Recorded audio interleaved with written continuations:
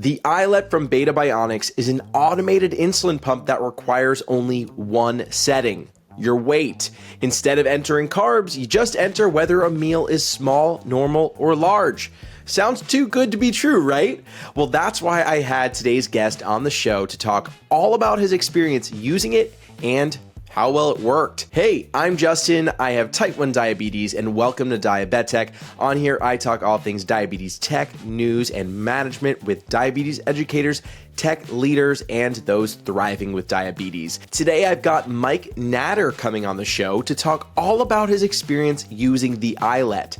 Mike has type 1 diabetes and is an endocrinologist at NYU Langone. He's also an incredibly talented artist. He fuses his background in fine art with his medical training to treat and educate his patients. If you don't already follow him on Instagram, you've got to go check out his artwork on there. I've thrown a link to his page in today's show notes. Mike's got a lot to say about the iLet pump and how it went for him using it for 2 months. He's tried all of the FDA approved pumps in the US, so he's super knowledgeable about how each of them work and how they differ.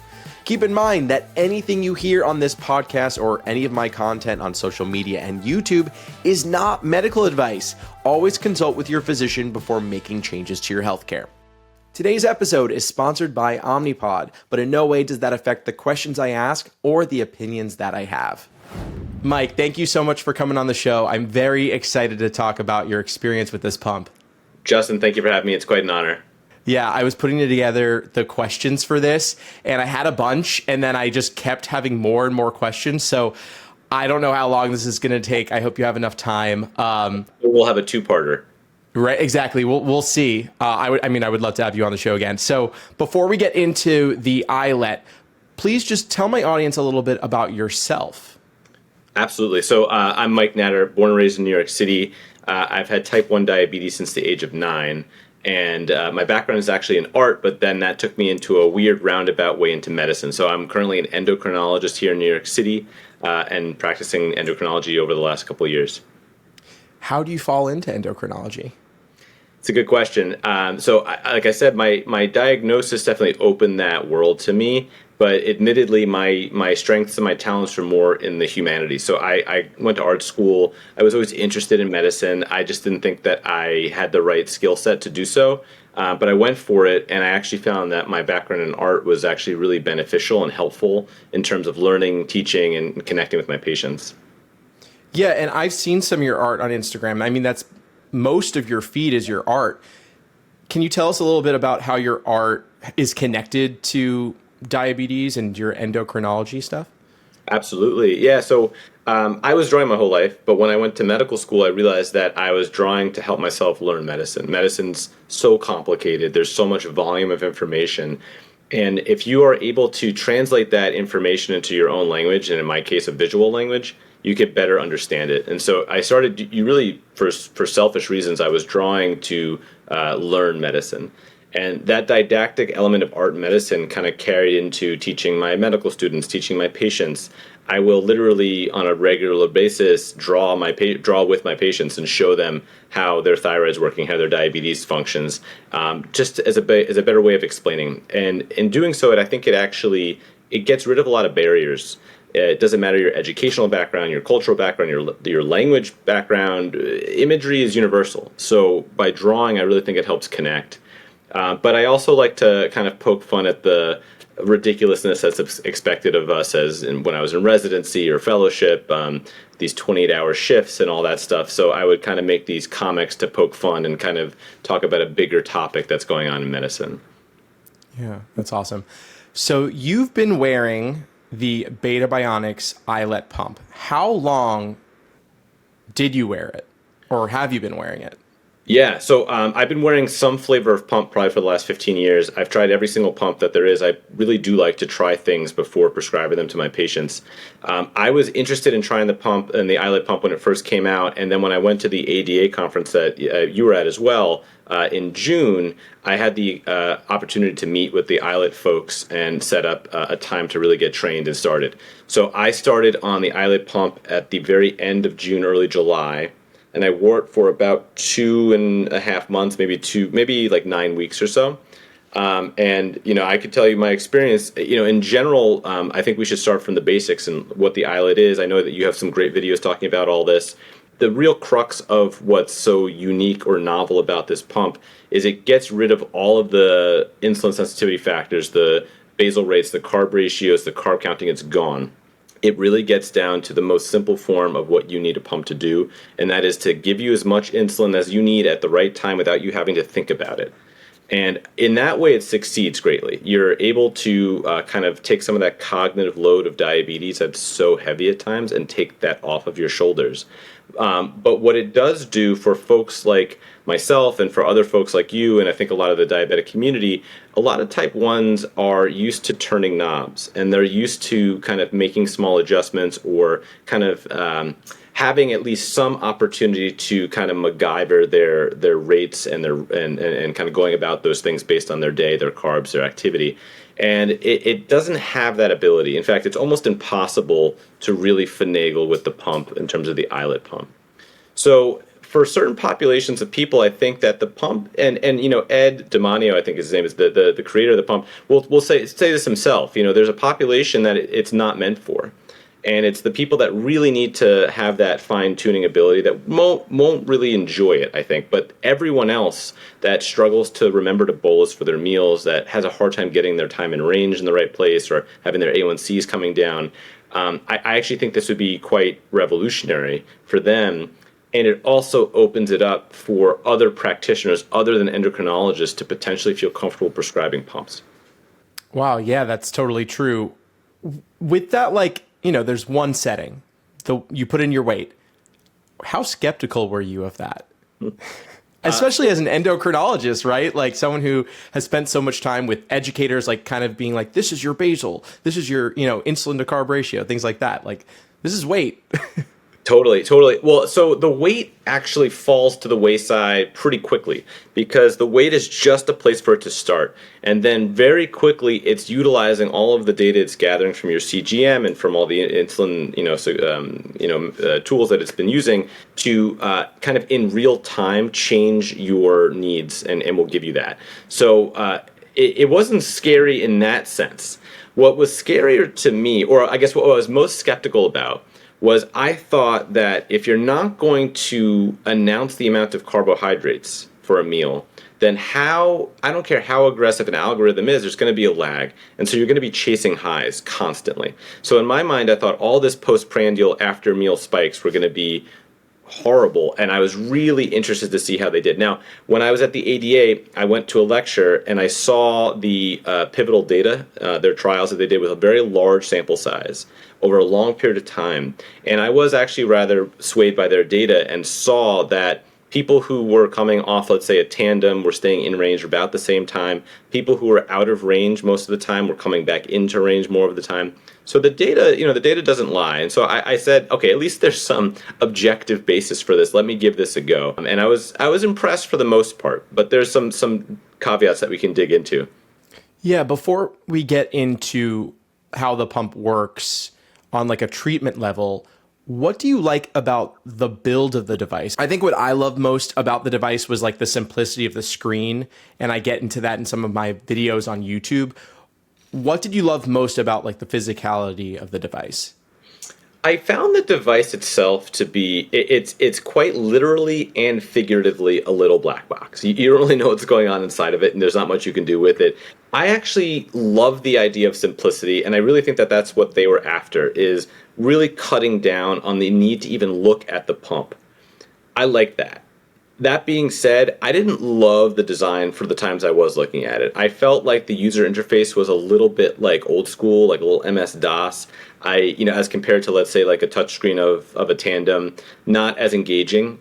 And part of me wonders if that was kind of done purposefully. They don't want you to be mucking around with it. But there's no color. The touchscreen I didn't find as sensitive as I did on, let's say, other touchscreens. It's not like the iPhone, it's not like the Tandem. But overall, I think it's good, and it's very basic and very simple. And for that reason alone, I think it's actually pretty beneficial. What was the setup process like? Getting it connected to a CGM, getting it set up for yourself. What was that like? Yeah, it's very straightforward. In fact, I'd say it's more straightforward than the other pump systems because there's so little information you have to put in. The one thing that you have to do technologically is you want to sync it to their cloud portal system so that you yourself can gather all that data and look at it on a desktop, on your phone, but also so that the provider can also have a way of seeing all of your data. And to that point, there's so many knobs and things you can do and twist and adjust in all these other pump settings. This one you can't. And so it also streamlines the analytics where all you can really look at and to see if there's something you can change is if you're announcing the correct amount of normals for you. By that meaning if you're saying that less than 50% of the time what you're eating is normal, then you're not saying it's normal enough because clearly it's you'd be more of the time if it's normal just by default. So I'd say that the setup was actually very simple. The mechanics of the pump are almost identical to that of any other pump that you might be familiar with. I do really like their they don't use a cartridge, they use an actual kind of, I guess it's considered a cartridge, but it looks like a small vial, and they partnered with FIASP, so they're going to have preloaded vials that just streamlines the process of changing out the pump, reloading it. It's actually quite easy. Yeah, they're the same vials as the ones used with the InPen, I believe. I really loved those. Is there any, like, I know there's AccuCheck or Sigi. Actually, it's Sigi. I don't know. There's a tubeless pump that's coming out. It could be the AccuCheck that was just given clearance that also uses these cartridges. And what you could do with those is that once you could actually move those cartridges from one pump to another because they're disposable. Can you save that insulin in a cartridge? Can you reuse that cartridge in another site change? Yeah, so as it stands right now, I have not used the preloaded FIASP one, so I would have a FIASP vial. I would use the syringe. I would load the cartridge up. It's not recommended and it's not FDA approved to kind of use them multiple times. That being said, okay, in theory, it could be done. And if you're in a pinch and you're totally out of supplies and you're in the woods and you needed to kind of reuse some of those supplies, in theory you could. It would functionally work. Okay. Now I want to get into kind of something you were just talking about, which is the whole normal meals and the way you control this pump, or at least tell it, announce boluses or announce food rather, is by saying normal, less than, more than. My life doesn't work like that though. I can't imagine anyone's life works in I eat 3 different types of meals. No, I eat a massive ice cream sundae sometimes, or I have an apple tart. I don't know the difference between either of those. Plus that I don't consider that a larger meal necessarily. It's hard for me to put all of what I eat into 3 categories. Can you explain to us what that looks like and then how you kind of tackled that? Absolutely. First, I want to validate what you just said because I share that. I had the same kind of hurdles and the kind of mental semantics of what that means. And so just to simplify it, and the way it was kind of explained to me by the trainer and the way that I understood it and was using it was there's 3 sections. There's breakfast, lunch, and dinner, and then there's a drop down for each of them. And so let's say you hit breakfast, and then it's going to be normal amount, more than the normal amount, less than the normal amount. If you're eating a snack in between those meals, it's recommended that then you go ahead and then say breakfast less than for a snack in between breakfast and lunch. Now, the idea is that you're not talking about the actual volume of the meal. In my understanding, it's really like carbohydrate load. So if you're eating a large amount of carbohydrates than you normally do, the regular amount or normal amount of carbohydrates that you do around that time, and conversely a smaller amount. Now, this also gets to that point of part of the reason I some people will work well for, some people it won't. I think that if you're someone that is relatively regimented, and you have a pretty scheduled life, you eat around the same time each day, your activity is about the same time each day, and so on. It does, this is true for all of diabetes. It makes it easier because you're eliminating variables. But because of this pump's algorithm, it is very quickly able to say, okay, you're calling this breakfast normal amount. The pump's going to give you some amount of insulin. Because every 5 minutes it's going to give you a correction as needed. If it incorrectly under-bolused you and sees that you're trending up, it'll aggressively try to get you back down. So even if it was a little off, no big deal. But it remembers that. So the following day, when you say breakfast normal amount, it's going to say, oh, we gave you 5 units yesterday and we messed up. Let's try 6. So it makes those adjustments for you. But it's important in the first kind of 3 to 4 days of using that pump system that you try really hard to eat, very systematically of what you would normally eat, to train it to encode what that means so it can make the right adjustments for you. Wow. I mean, it's funny because I know it's simplifying things, but it's almost complicating things to me a little bit. But I'm sure over time you get used to it. But I mean, I feel like there should be, instead of just breakfast, lunch, and dinner, I feel like there should be a snack option, because snacks can be completely different. You can have a snack of grapes, and then you can have a snack that's popcorn. Popcorn not only can have a fair amount of carbs depending on how much you eat, but popcorn hits your blood sugar pretty quickly. So I guess I don't know how I would navigate popcorn versus grapes versus Doritos versus, I don't know, pizza even as a snack. I just feel like I eat so many different types of snacks, Totally. Yeah. So I think you're right. I think getting into the semantics of it is interesting, but because of the algorithm and the aggressiveness of it, it kind of is like, okay, no big deal if there is an under bolus. So for example, you're really thinking about it not in terms of like meal or snack. You're thinking in terms of like, is this a large amount of carbs? Is this a normal amount of carbs for me? Is this an amount of carbs I don't normally eat? And if it's a large amount of carbs and it's a snack, you would say, you basically give yourself a second lunch normal or larger than. So you could think of it, you can kind of almost think of it in terms of like, do I want a lot of insulin, a little bit of insulin, or a medium amount of insulin, is kind of another way of rephrasing it for what you're about to eat, instead of calling it like smaller than or whatever, lunch or whatever. They are considering adding a snack option, I believe, in their next generation. Okay.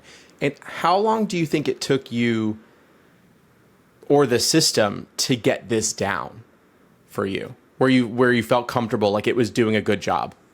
Yeah, so I'd say within the first week, I noticed that. So the first couple days were a little bit rocky, and I was told to expect a little bit of postprandial spiking. But then I'd say within the first like 4 to 7 days, things really leveled out for me.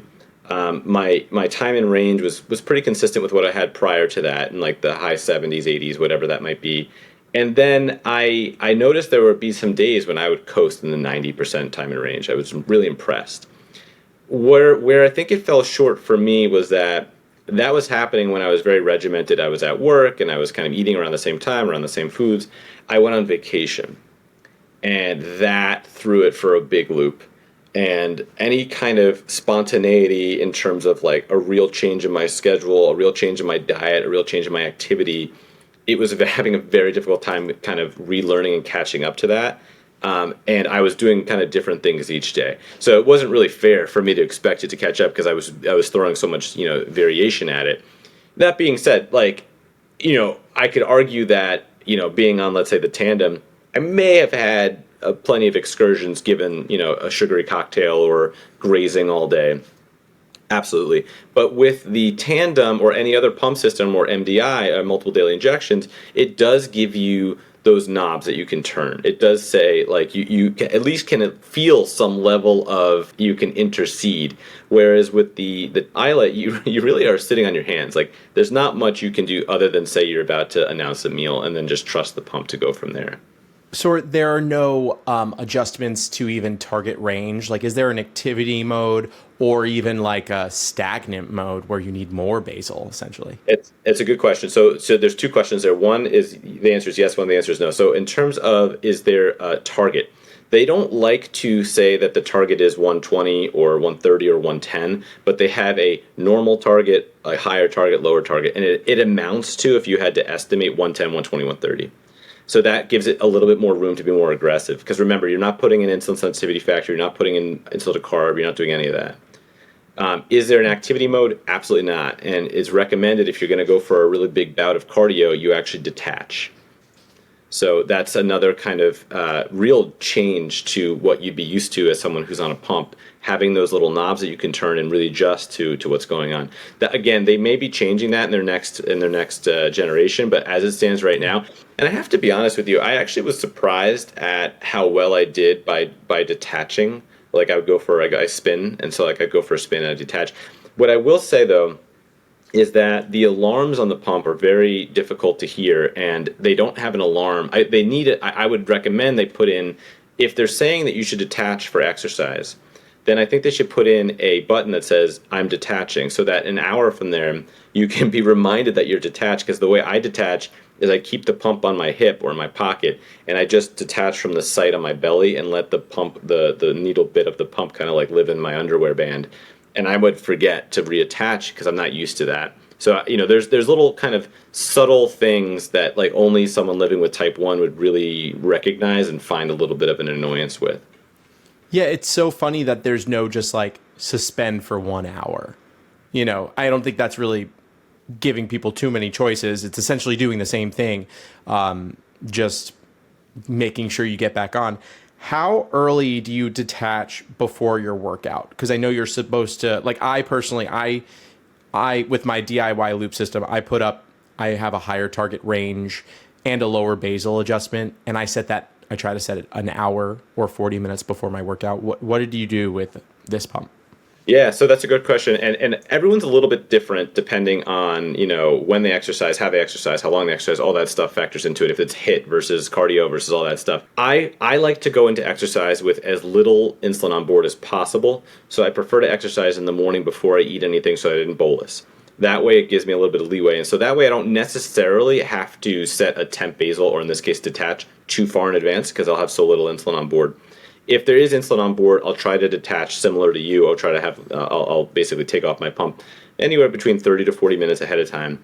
If there's really no insulin on board, I'll take it off right at the start, and I'll keep an eye on my sugars throughout the class. And in some cases, depending on the cortisol spikes and everything else, I may have to reattach sooner than I would have anticipated, as I saw there might be a rise coming. So everything's a little different, but you do have to be actively kind of attaching and reattaching and detaching with the iLet. Yeah, that's an interesting point you made about working out in the morning before you eat, because ultimately that is the issue with working out with pumps, right? It's the insulin on board from prior meals that could be activated sooner because of your insulin sensitivity goes up, meaning insulin's going to be more effective faster in your body. So I also keep an eye on that too, right? So if like I ate a while ago and there really isn't much insulin on board, then I'm not as worried if I forgot to put up that higher target range. Whereas if I have like 3 units on board and I'm like, oh my God, I was going to work out in 30 minutes and I didn't set a higher target range, like I take that into account. I put it on immediately and then I bring a bunch of low snacks. Typically I'm fine, but that's what you got to watch for. So that was a great tip. Keeping an eye on insulin on board or just working out before you eat. A quick word from today's sponsor, Omnipod.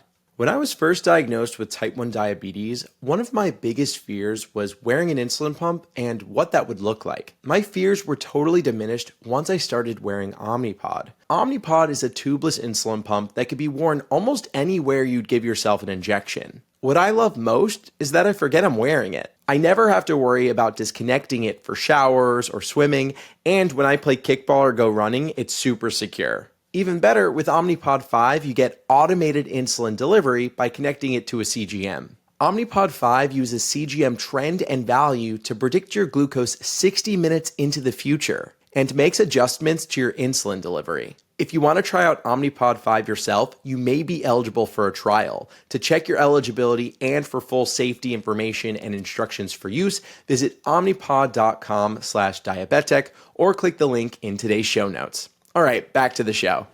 Correct me if I'm wrong. This pump, the iLet, is approved for Novolog, Humalog, and Fiasp, and it's currently working with all those? That's my understanding, but the only partnership they have with preloaded vials, I believe, is with the Fiasp. Got you. Otherwise, they send you like cartridges that you have to fill up with the other two? Correct. Okay, which isn't a huge hassle if that's what it's people... more or less the same. I'd say it's equivalent to what you're doing for other pumps. You pull up the syringe, you pull up the vial, and you just kind of load it in. So it's not that big of a difference. Now, my experience moving from Humalog to Fiasp was Fiasp is a faster activating insulin. It will hit stronger sooner. Why wouldn't someone want to use Fiasp over Humalog? Why do people prefer to use a slower acting insulin? Yeah, it's a good question. So, unfortunately, the main issue that I see, which is very unfortunate, is an issue with our country as a whole, is insurance. A lot of times, it's very difficult to get FIASP through.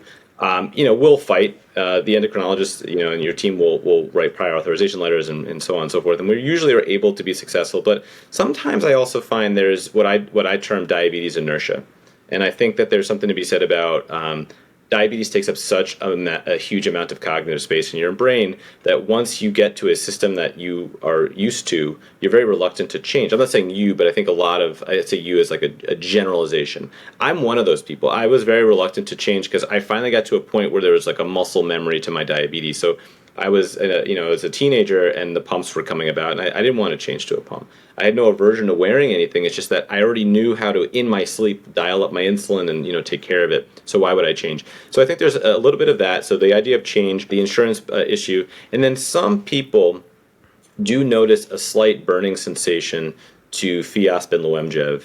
Luemgev more than Fiasp I found anecdotally. So that's also kind of one of the other caveats to that. And I will say that while a lot of people do see a difference in terms of the quick activation time, some people don't. Some people don't really notice a difference. If someone's very insulin sensitive, then Humalog or Novolog will probably have the similar effect on their sugars. I find that people that have a difficult time with pre-bolusing, which is, if we're being honest, all of us, I think Fiasp is a nice little hack because if it is going to kick in 5 or 10 minutes earlier, then that's great. That's 5 or 10 minutes less you have to wait to eat. Yeah, I remember when the news came out that all the top manufacturers are going to be lowering their prices of insulin. Like, wow, like look at them, like out of nowhere doing this, which was a whole issue on its own. They were only discounting like the slower insulins though. Nowhere to be found was Fiasp or Liumjev being lower. Those are still, however much, 250 a vial, whereas Humalog, Novolog, and other generics were lowered. Walmart has come out with all these cheap insulins. Great PR, but when it comes down to what they're discounting, it's the lesser than in many cases. Correct. So, it was just a lot of PR, and I'm sure it looked pretty good. And not good, actually, in many ways. Let's move on to CGMs. Now, when we got together and met, you were telling me all about how, this works with the G6. But tell me about that experience when you looked at the device, kind of what it showed you when it came to connecting possible CGMs, plural. So right now, as it stands, all of the pump companies, all 4 of the big pump companies, actually 3 of the 4 are using Dexcom G6. That's the only ones that will communicate. They are all, the ones that are on Dexcom are working toward getting on the G7, and I think that's going to be happening in the very near future. If I correct me if I'm wrong, but I believe Medtronic has a pilot study now with certain patients that's trying to push that through.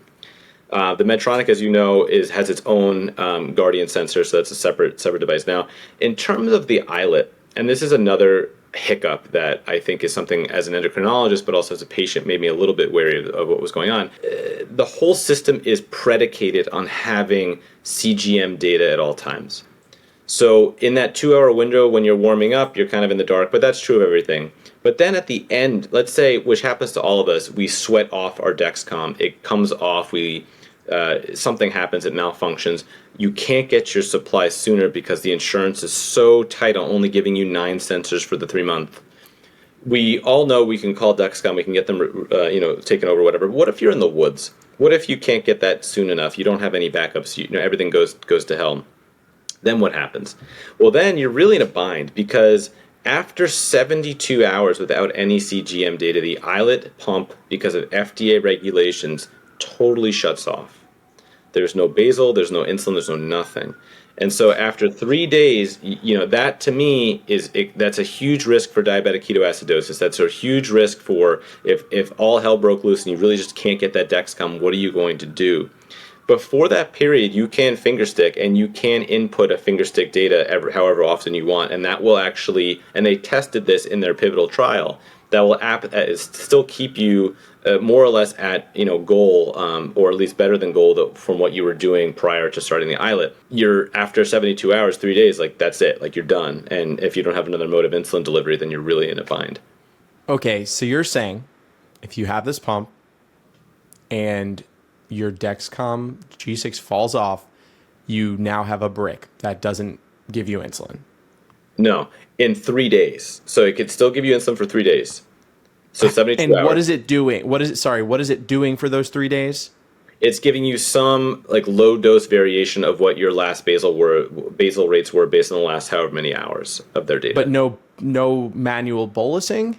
No, I believe you can still manual bolus. I believe you can still bolus. The issue is you have to finger stick to put in the data in order to. I'm not sure if Okay. you finger stick to put in to get the bolus, but the point that like gets me very uncomfortable is that after that 72-hour period, the theory is that you'd have gotten some overnight replacement of a Dexcom or whatever it may be, or a sample from the doctor's office. But if you don't in 72 hours, the pump will not give you any more insulin. Done.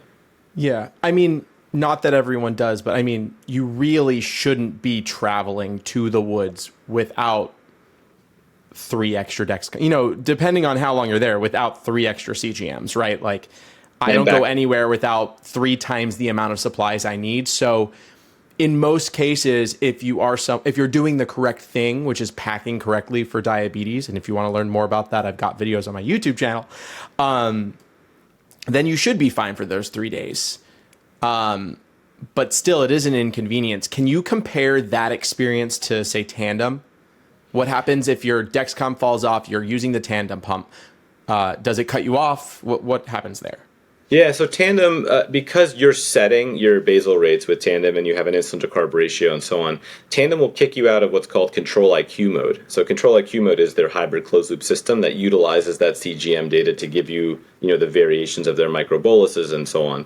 So it kicks you out, puts you back into auto mode. So you're kind of back at your kind of factory set, whatever you had inputted your basals to be. So it's a lot more reasonable in the sense that without any CGM data, you're not going to be totally kicked off. Now, you're absolutely right. Like, in truth, it's going to be for a very, very, very small population of people that really just kind of, for reasons that we can't explain, will go off into the woods, not bring backups, not bring backup insulin or backup CGMs and so on. So it's rare. But it's one of those little points that does differentiate it, and I did wish that there was some way around that, and maybe the next generation will. I think there was an FDA issue there. But you're right. So with a Tandem or with an Omnipod or Medtronic, you will have your kind of set basal rates that would be in the auto mode. Excuse me, in the manual mode. Okay, and what happens with the iLet during that 2-hour warm up for the G6? It's utilizing the data from before, so it's still giving you insulin, you're still getting everything, but you're just in the dark as you are with all the other pumps when you don't have your CGM data. So you're getting your insulin, but you're not necessarily getting your correction boluses and so on. Yeah, something I love about my DIY loop is that during any warm up, I can still enter in glucose meter readings and it can loop still. And so what I would do is I'm wearing the G7 now, so my warm up is 30 minutes, but it also is actually 0 minutes because I stack CGMs, so I never have a waiting period. But when I was wearing the G6 during that 2-hour warm up, I would if I was sitting at my desk, I would have my meter out and I would set an alarm for every 15 minutes. And I would put in a reading, and then I would still have closed loop. And I don't see why there isn't any reason why systems out there now shouldn't have that ability. Especially since the iLet, you said, kind of has that ability when your Dexcom fails. Why not during the 2-hour warm-up also give you that so you still have great control? It may. Yeah, so that's a good point. So it very well may. I have to be honest with you, I'm not sure, but I presume it probably does. I didn't run into that because I didn't. I let it run. I wish I had the luxury of time. So in some cases, like I'm typically running from place to place and seeing patients, so I don't usually have the time to kind of finger prick as often. But yeah, absolutely. I mean, I think I would imagine that's still probably a feasible option for you, and that's smart. And I would recommend doing exactly that. But I love. With the stacking, I think of the CGMs, I think that's brilliant, and that could only work with the G7 though, correct? Because you need the transmitter to come out of the G6. Exactly, and I was told that. So I believe originally the G7's stacking ability was created because many people like to have their CGM soak, and so there being a 12-hour grace period on every CGM after the 10 days. Gives you up to 12 hours to put on a new CGM, a new G7, and have it just sit there and not actually do anything.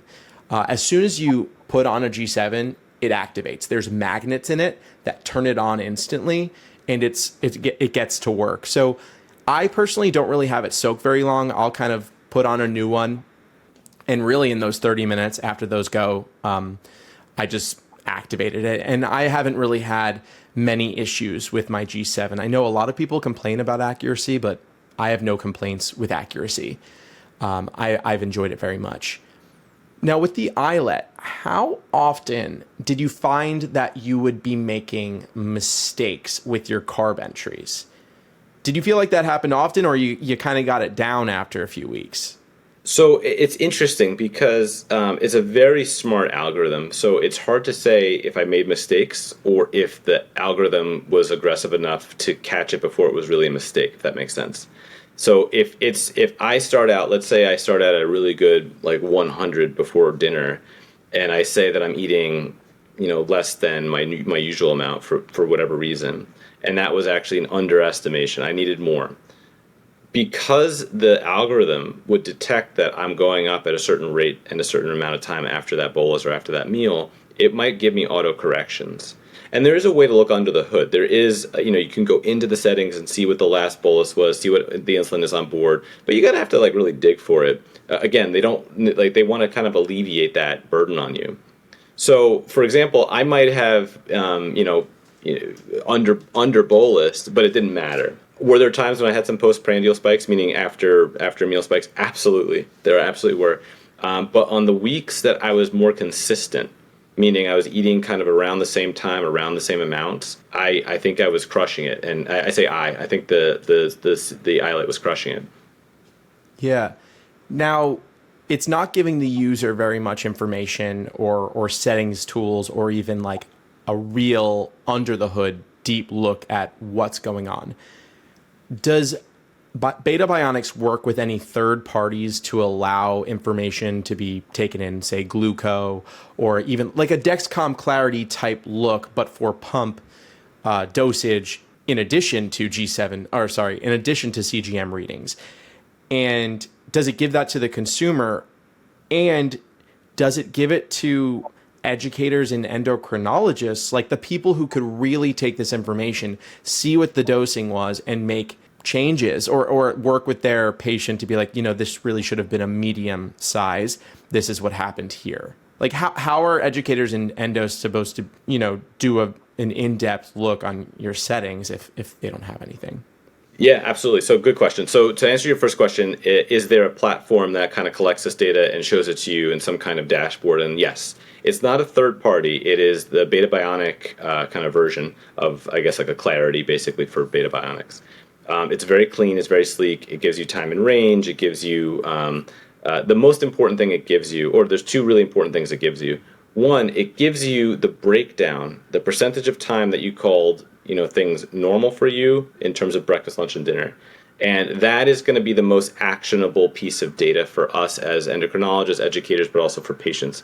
Because if you're calling something, let's say breakfast, you're only calling it normal 30% of the time, well, then you're messing up because it should be at least 50% or more if it's quote unquote normal, right? Because normal means you're doing it more than the other two. That's a good piece of actionable data, and that's really one of the only pieces of actionable data that we get from that kind of output. Now, the other thing that's really helpful is if there is some kind of catastrophic pump failure where we need to change someone over to MDI or multiple daily injections.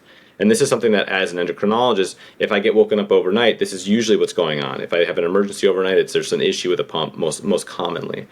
And so the best thing for me and the best information for me is to know what's their total daily dose so that I can convert them over to a basal bolus regimen with pens or syringes. The way that you can do that is you can actually ascertain that data pretty easily from the Beta Bionic report. You can see what the total daily dose is. You can see what their projected basals are for over the 24-hour period, and that way it actually very cleanly gives you a really good sense of what you would need if you were going to go to, let's say, like a Lantus injection and a humulography ESP injection. How does, and you may have kind of gotten into this, but how does the iLet pump change your job? It changes my job a lot, and in what I would say is a good thing. Listen, Justin, if you could put me out of business, I'd be happy. Like I would love, I would love for diabetes to be a thing of the past. Selfishly as well. But I went into medicine because I want to help patients. I want patients to be healthy and happy, and if that means that diabetes is no longer something that I have to take care of, then great.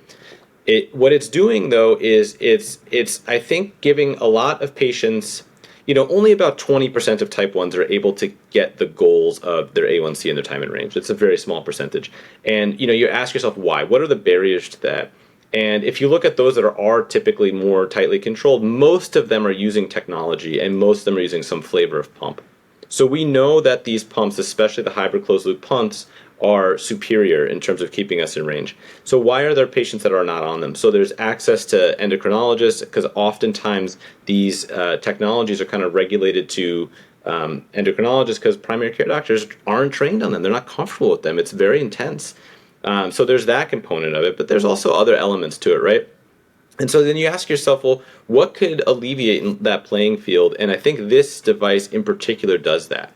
There's such little that we can do as endocrinologists in terms of like really tweaking things.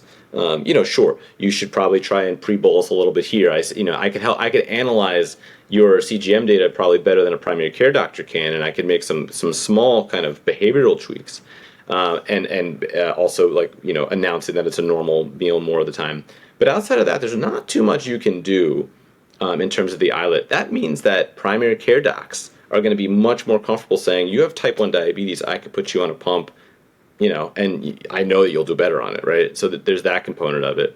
But I also think there's something to be said about the population of patients that really struggles with kind of not wanting to acknowledge that they have type 1, not wanting to acknowledge that they have to bolus before a meal, or they might forget to bolus before a meal, just does not want to think about it. And if their time in range is 30, 40, 50%, then they will absolutely benefit from an iLet pump, because even with them doing very little, they're still going to have a better time in range. Okay. So many questions popped into my head during all of that, and I don't think we have time, but something I want to talk to you in the future about is how we get better education to just primary care doctors. And 20%, only 20% of those living with type 1 diabetes are able to stay above 70%, roughly. We're gonna have to dig in and check that, but I think it's in that ballpark. Okay. But we should check that. Okay. I want to get into that on another episode, both of those things. I think that they could both be on the same episode, but we don't have time for that right now. So is this pump the future? Does what this pump symbolizes, is that the future of where our technology is going for diabetes? I want to answer that question with a yes, but. Yes, but if you look into the initiation of the Beta Bionics pump, their initial premise, and I think you were familiar, was to create a dual chamber pump. So not just insulin, but glucagon.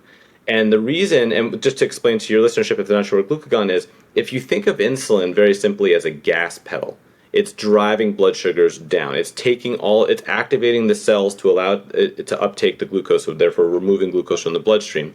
But what's the converse of that? What's the brake pedal? And right now our brake pedal is to go into the kitchen and eat all the things, right? But instead of doing that, we can use glucagon, which is another hormone that our pancreas produces.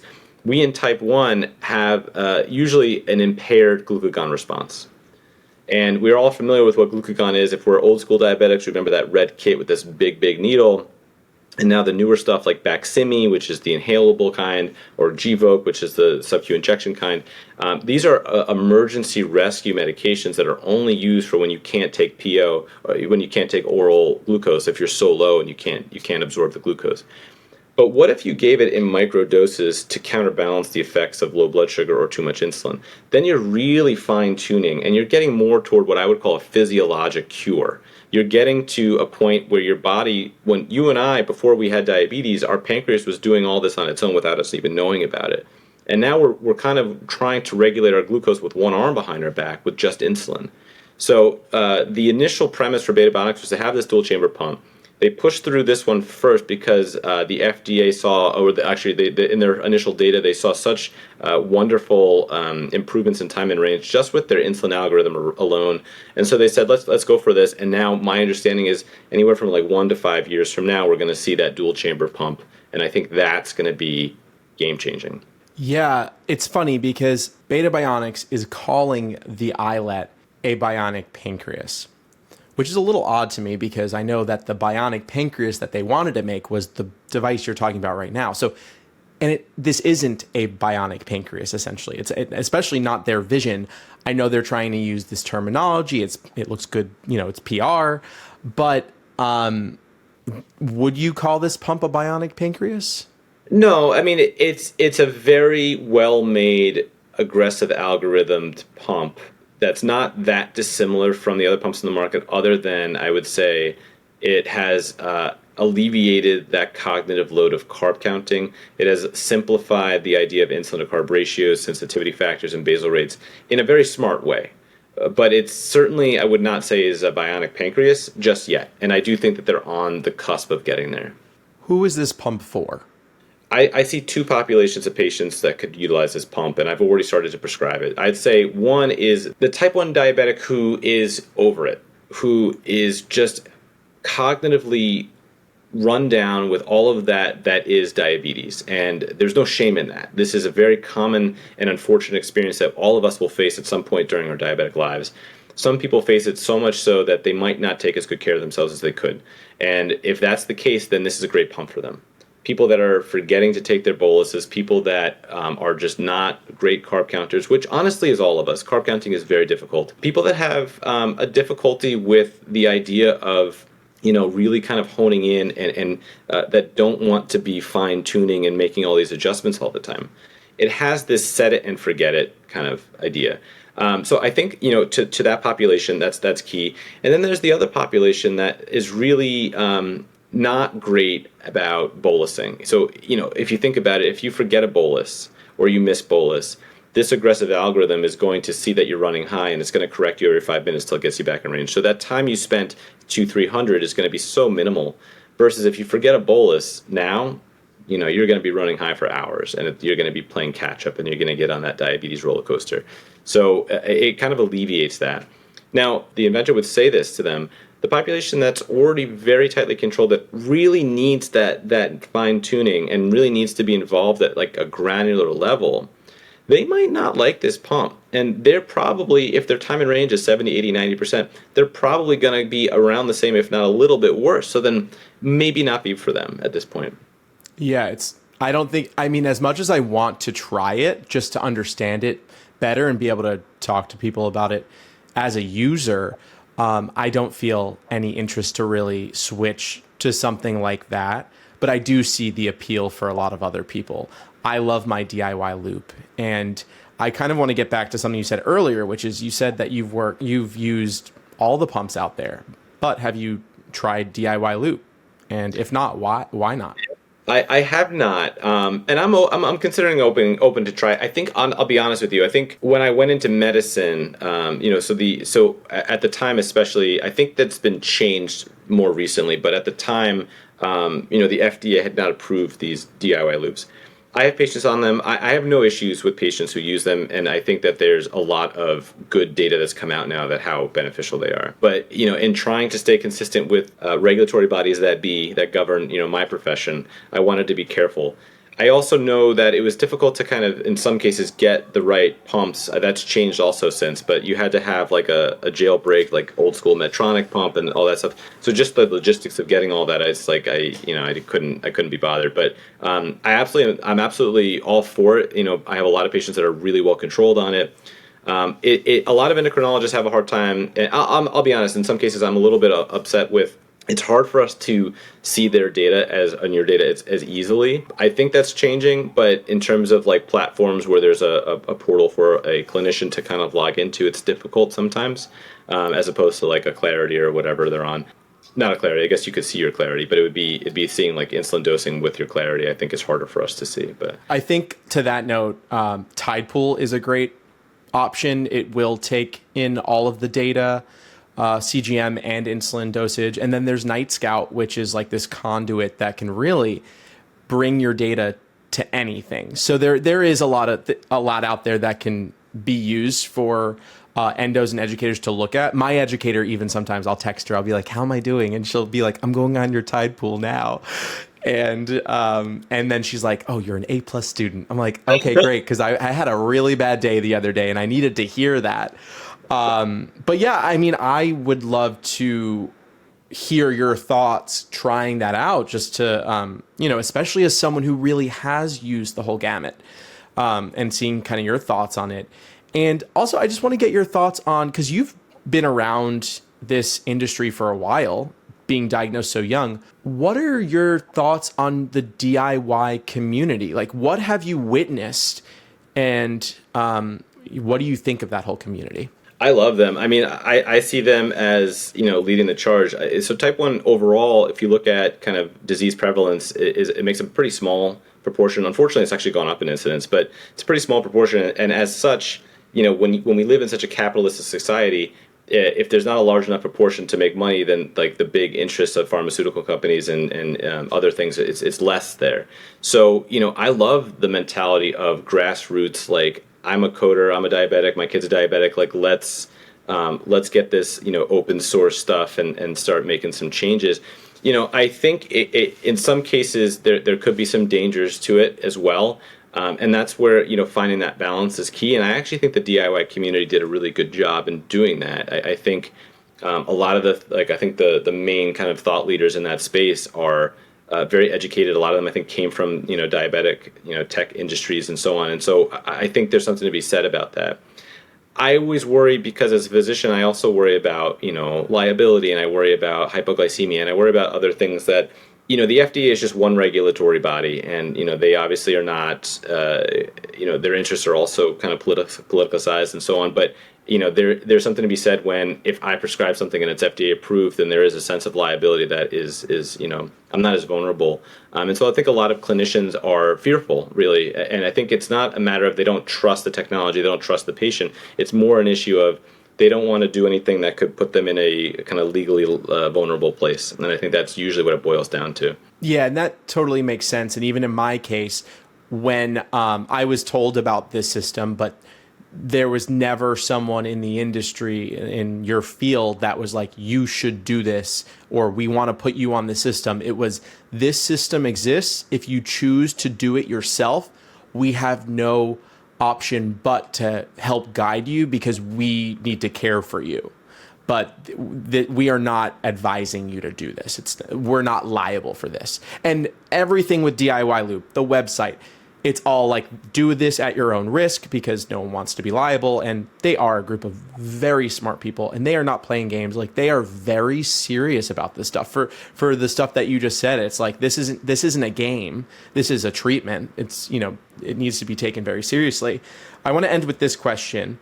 Besides a cure, which we all want, what would be the technology that you want to see most to treat those with diabetes? Yeah. So, I think in our lifetime, we're going to see a mechanical cure before we're going to see a stem cell based cure, which I actually do believe will come. I just don't know when, but I think we've made massive strides in terms of stem cells and so on. But a mechanical cure, to me, one step beyond what the next Beta Bionic generation is going to be. So it's going to be that dual chamber. So we're going to have, that brake pedal in glucagon.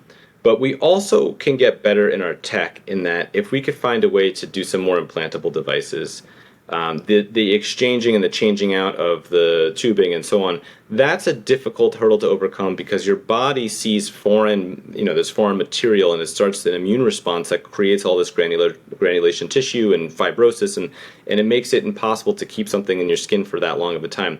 If we can overcome that hurdle, and we can have a nice, we have the implantable CGM already, but maybe there's a better version of that can talk to a pump that's also implanted, and then you basically have a mechanical cure. I do think that that's on the horizon. I think that's going to be what we'll see in our lifetime. I'm hopeful that we'll see an actual kind of therapeutic stem cell based cure. I do think it's going to happen. I just don't know when. Yeah, I mean, for the last, 30 years, they've been like 5 to 10 years until there's a cure, and still no cure, because there's really no money in a cure. But there's a lot of money to be made with technology, which is sad and exciting at the same time. It's why I have a job. But so, like you said earlier, like, if you could be put out of business, how great would that be? And the same for me. I had that thought once. I was like, if there's a cure, like, what am I going to do with my life? And I was like, if I'm having this thought, Big Pharma's definitely having that thought, because there's a lot more money to be made there. So, till then, I'll be here talking about diabetes tech, and you'll be advising on it. Mike, thank you so much for coming on the show. This was awesome. I'm glad that everyone could hear more about Beta Bionics from like a user. And it would be so cool to have someone on this show that is someone like you explained, someone who really just like doesn't care, doesn't want to put much work into it, and kind of understanding like a before and after.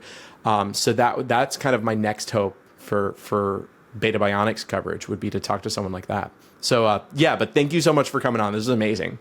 Thanks for listening to today's podcast. If you want to learn more about the iLet, I have a demo video on my YouTube channel, as well as a podcast episode where I interviewed the CEO of Beta Bionics, and we get into a ton about the pump and also the future of it. So you've got to check that out.